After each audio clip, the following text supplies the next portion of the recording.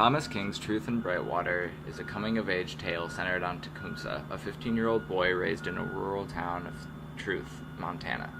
He belonged to a tribe of Blackfoot Native Americans who lived there either in a town or on the Brightwater Reserve across the Canadian border in Alberta.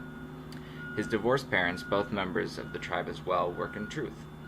The American-Canadian border follows a mighty river that separates the town from the reservation. The torrent can only be crossed at 2 points. Those with vehicles, mainly Caucasian Canadians or Americans, use the highway bridge many miles away. On either side, the Border Patrol monitors what comes and goes between the countries. An old cable-pulled Native American ferry, which can fit about 4 people, is the way most tribe members get from the town to the reservation.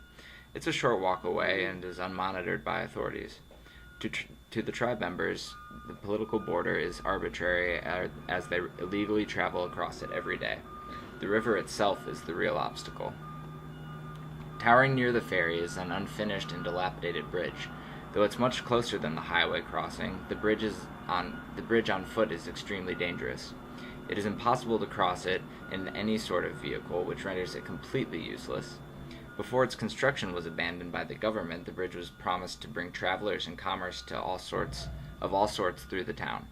Without a nearby thoroughfare between America and Canada, Truth and Brightwater are inconvenient locations to reach. Truth's economy is stagnant because the area's remoteness squanders potential tourism and business opportunities. Locals frequently bemoan the government's disservice among themselves, yet no progressive action is taken. Elvin, Tecumseh's father, is lazy and tends to drink a lot. He subsidizes his stagnant carpentry business by smuggling contraband across the border between Canada and America. On a trip to smuggle biohazardous American waste to be dumped illegally in Canada, Elvin decides to bring Tecumseh. When they reach the Border Patrol, Tecumseh watches as his father grins and widely talks in broken English. By assuming the stereotypical traits of a simple-minded native, Elvin hopes to appear harmless and inconspicuous to the Caucasian officers. Faking his own stereotype may yield short-term reward for Elvin, but it only propagates a cultural misconception that has been exploited and circulated by other cultures for years.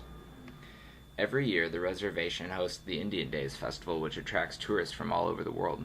The tribe raises teepees, dresses in traditional clothing, plays traditional music, and sells typical Native American wares. Tourism throughout the year brings the tribe some income, but they rely on the festival to make the bulk of their year's savings. Tecumseh watches as his friend and family don costumes and overcharge tourists for pictures, apparel, and performances. Tourists wear their recently purchased costumes, gush their excitement and awe at the opportunity to see the Native Americans in what they believe to be the authentic setting. Despite adding new and increasingly outrageous attractions such as the motorcycle paintball buffalo hunt, the festival does not yield significant profit for the tribe. It makes just enough so they can live modestly until the next year's festival. Like Elvin, they rely on widespread stereotypes to get by. Franklin, Elvin's brother, is the designated head of the reservation. In an attempt to improve the reservation's struggling financial situation, he created a landfill on part of the reservation's vast expanse of rolling plains. For a while, he openly accepted payments from those wishing to dispose their waste legally and cheaply. Once the government deemed the landfill too large, the chief began operating secretly. Elvin and Franklin were the only two who knew the landfill was still operating until Tecumseh accidentally happened to cross it while motorcycling across the plains. In shock, he saw mountains of garbage bags spilling out of hillsides and rising from the ground. Franklin may use the funds to keep the reservation running, but eventually the landfill will be too big to remain hidden.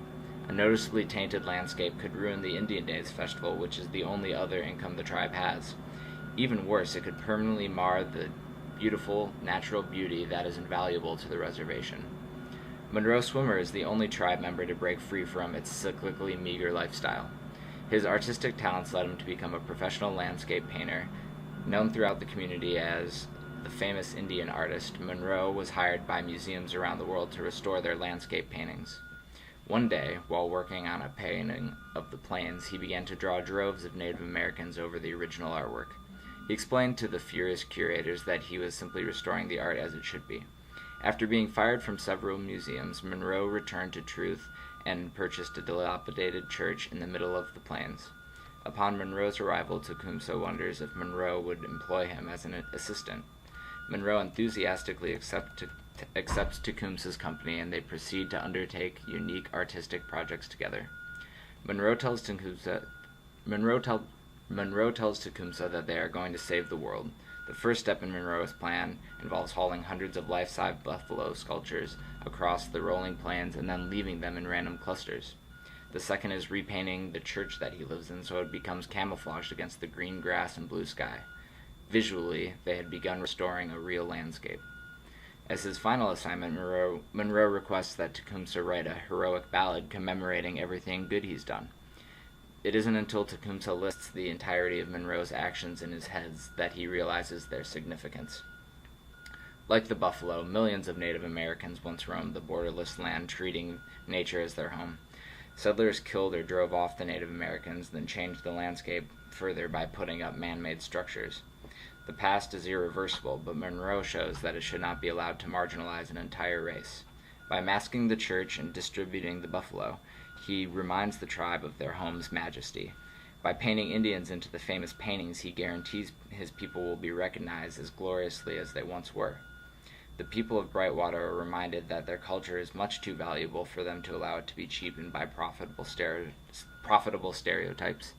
Tecumseh realizes that if his tribe can remember the value of their land and culture, then they will have the tools to halt and reverse their social and economic maladies.